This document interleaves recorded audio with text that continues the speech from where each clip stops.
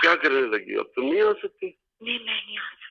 बिस्मिल्लाहिर्रहमानिर्रहीम, अस्सलाम वालेकुम नाज़रीन। मैं हूं गब्बर ज़ैदी। इमरान खान साहब की एक नई ऑडियो हैकर ने रिलीज कर दी है और वो ऑडियो इमरान खान साहब की बड़ी खौफनाक है। वो ऑडियो किस हवाले से है? वो इमरान खान साहब की एक खातून के साथ गुफ्तगू है और गुफ्तगू भी कोई आम नहीं है, वो नाजेबा गुफ्तगू की गई है। क्या वो वाकई इमरान खान साहब की है? जो उसमें बातें की जा रही हैं, जो कुछ कहा जा रहा है, वो तमाम चीजें मैं आपको इस व्लॉग में सुनवाऊंगा। वो ऑडियो आपको बाकायदा तौर पे इस व्लॉग में सुनने को मिलेगी। मुकम्मल सुनकर आप अपनी राय कायम करें और फिर अपने कमेंट्स का इजहार करें। अलबत्ता हैकर्स की जानिब से ये ऑडियो जो है वो रिलीज कर दी गई है। इलेक्ट्रॉनिक मीडिया पे नहीं आई होगी अभी, क्योंकि बड़ी रिस्ट्रिक्शंस होती हैं पैमरा की, लेकिन हम तक जो पहुंची है, हमने ये सोचा है कि पूरी जिम्मेदारी के साथ, पूरी तहकीक के साथ आपके सामने ये बात रखेंगे जरूर। और इसके बाद फैसला आपने करना है। जारी बात है, हम फ्रांसिक एक्सपर्ट नहीं है, लेकिन ये जो गुफ्तगू हुई है इसमें जो बातें की जा रही हैं वो बड़ी आप ये कह सकते हैं, एक तो ये 18+ कंटेंट है, लिहाजा बच्चे इसको ना देखें। तो वो मैं आपके सामने जरूर रखूंगा। हमारी कोशिश होती है कि जो भी चीजें हमारे पास आए हम उनको चेक वगैरह करके और उसके बाद आपके सामने रख दें, क्योंकि ऑडियंस बेहतर जज है। और दूसरा, हमारे जो फ्रांसिक लेबोरेटरीज हैं उनसे जो डिसीजन आता है, जो उन वो वेरीफाई करते हैं रिपोर्ट्स को। जारी बात है, पहले मुबैना तौर पे इसीलिए मैंने यूज किया कि जो पहले ऑडियो आई है वो जो है मुबैना ही होगी, जब तक उसका क्लियर नहीं हो जाता कि ये वाकई इमरान खान साहब हैं। लेकिन बज़ाहिर आवाज जो है इमरान खान साहब की लग रही है। वो मैं आपको सुनवाता हूँ ऑडियो, और आपको मौलाना फजलुर रहमान की करप्शन की एक दास्तान भी सुनाता हूँ। वो दास्तान आज कमेटी में, हाउसिंग की कमेटी में इंकशाफ हुआ है उस दास्तान का, कि कितना झूठ बोला गया है, कितने वसाइल का गलत इस्तेमाल किया गया है, और किस तरह से हुकूमती वसाइल को इस्तेमाल करके अपनी चांदी की गई है। ये स्टोरी नहीं आई उस तरह से मीडिया में। हमने ये स्टोरी खुद कवर की है और पार्लियामेंट जाके कवर की है। आपके सामने ये स्टोरी भी रखेंगे। अगर आपने चैनल को सब्सक्राइब नहीं किया, सब्सक्राइब कर ले, बेल का आइकन जरूर दबाएं, फेसबुक पे फॉलो करना ना भूलें। ये धमाकेदार वीडियो को तो हम डिस्कस करेंगे ही। पहले मौलाना साहब की स्टोरी सुन लें, उसके बाद फिर ये धमाकेदार वीडियो जो है, ऑडियो, हम डिस्कस करते हैं। स्टोरी ये है कि मौलाना फजलुर रहमान के भाई मौलाना अब्दुल वासे, जो कि हाउसिंग मिनिस्ट्री के राइट नाउ हाउसिंग मिनिस्ट्री में वो जो एज अ मिनिस्टर काम कर रहे हैं, हाउसिंग मिनिस्ट्री का चार्ज उनके पास है। हुआ ये है कि हाउसिंग मिनिस्ट्री ने कमेटी में इंकशाफात किए हैं। स्टेट ऑफिस जो होता है ये हाउसिंग मिनिस्ट्री के अंदर आता है। स्टेट ऑफिस जो है वो दिया गया है लीज पर। हकूमती लीज जो है वो देते हैं, एक सर्टेन अमाउंट आप दे देते हैं, 99 साल, 95 साल, या जितने XYZ जितने साल होते हैं, वो आपको हुकूमत पाकिस्तान आपको वो लीज पे दे देती है, और वो लीज आप फिर वो जमीन इस्तेमाल कर सकते हैं। जो कमर्शियल प्लॉट्स हैं, इन कमर्शियल प्लॉट्स को में बंदर बांट की गई है। इन कमर्शियल प्लॉट्स का लीज पर लेकर जो है आगे जिस तरह से फायदा हासिल किया गया है उसकी कोई मिसाल नहीं मिलती। डॉक्यूमेंटेड स्टोरी है ये।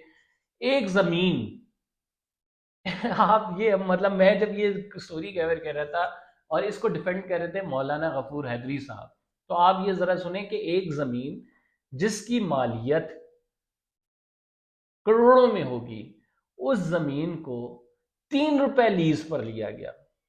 कहां पे जमीन वाक़ है? कराची सदर के करीब वाक़ है। अब कराची जो मोस्ट पॉपुलेटेड सिटी है और सदर उसका मोस्ट पॉपुलेटेड और कमर्शियल एरिया, उसमें 3 रुपए लीज पे वो जमीन हासिल की गई। जमीन 3 रुपए लीज पर इस वजह से दी गई कि ये मस्जिद को दी जा रही है। वहां पे जाहिर बात है मस्जिद है, आपको पता है हमारे माशरे में वैसे ही मजहब को इस्तेमाल करके ब्लैकमेलिंग होती है। उन्होंने कहा ये मस्जिद को दी जा रही है, इस वजह से 3 रुपए इसकी लीज रखी है। वो मस्जिद ने क्या किया? वो मस्जिद ने ये किया कि 3 रुपए लीज पर लेने वाली जमीन उसने दे दी पेट्रोल पंप को। अब वो जो पेट्रोल पंप को दी तो पूछा गया कि यार आपने ये तो मस्जिद के लिए जमीन ली है, आपने पेट्रोल पंप को दे दिया। उन्होंने कहा यार देखें, पेट्रोल पंप के साथ मस्जिद तो होती है, हमने मस्जिद के खर्चे भी तो निकालने थे, इस वजह से हमने पेट्रोल पंप को दे दी। अब वो 3 रुपए की लीज की जमीन 99 साल के लिए 3 लाख रुपए पे पर मंथ किराए पे दी हुई है पेट्रोल पंप को, और वहां पे पेट्रोल पंप चल रहा है और उसका पैसा खाया जा रहा है। जो बेनिफिशरीज हैं, जो फ्रंट मैन हैं, जिन्होंने वो मस्जिद के नाम पे ली होगी, और वो फ्रंट मैन कोई नहीं होता, इधर उधर से लोग मिलके जो है उसके ताने बाने मिल रहे होते हैं, जो वहाँ पे इक़्तिदार की कुर्सी पे बैठा होता है। इसकी हमें श्योरिटी इस बार इस स्टोरी की हमें तब हुई जब मौलाना गफूर हैदरी ने कहा यहाँ पे तो मस्जिद की लीज के लिए ज़मीन मिलती ही नहीं है, और यहाँ पे मंदिर बना लो, यहाँ पे बुत कदे बना लो। तो हमें पता लगा ओ हो इसके ताने बाने तो कनेक्ट होते हैं मौलाना अब्दुल वासे से, और मौलाना अब्दुल वासे तो आपको पता है JUIF के हैं। तो यानी यहाँ पे कराची में पाकिस्तान के अंदर 3 रुपए लीज पर जमीन ली जाती है 99 साल के लिए, और उसको दिया जाता है आगे 3 लाख रुपए पर मंथ पे, और ये सरकारी वसाइल का इस तरह से इस्तेमाल हो रहा है। तो ये जो और उसका एरिया मैं आपको बता दूं, उसका एरिया 532 स्क्वायर फीट है, स्क्वायर यार्ड है, सॉरी, 532 स्क्वायर यार्ड उसका एरिया है टोटल, जिसमें वो वाक़ है। और ये आगे ये एक नहीं है, मुतअद्दिद ऐसे जो प्लॉट्स हैं वो शामिल हैं जिनको जो है कम लीज पर लेकर 99 साल की कुड़ियों के भाव लेकर आगे कमर्शियल पर्पस के लिए दिया हुआ है, और उससे लाखों करोड़ रुपए कमाए जा रहे हैं। लेकिन जो है हाउसिंग मिनिस्ट्री के हवाले से इसने रिपोर्ट तलब कर ली है कमेटी ने कि आप बताएं ऐसा क्यों है, 3 रुपए लीज पर देना क्या ये जस्टिफाई करता है कहीं किसी भी तरह से? चाहे वो मस्जिद को, अगर मस्जिद के लिए दी हुई है तो पर्पस मस्जिद का सर्व हो रहा है, वहां तो पेट्रोल पंप पे लोग आके पेट्रोल भरवा रहे हैं और पेट्रोल पंप आपको 3 लाख रुपए दे रहे हैं।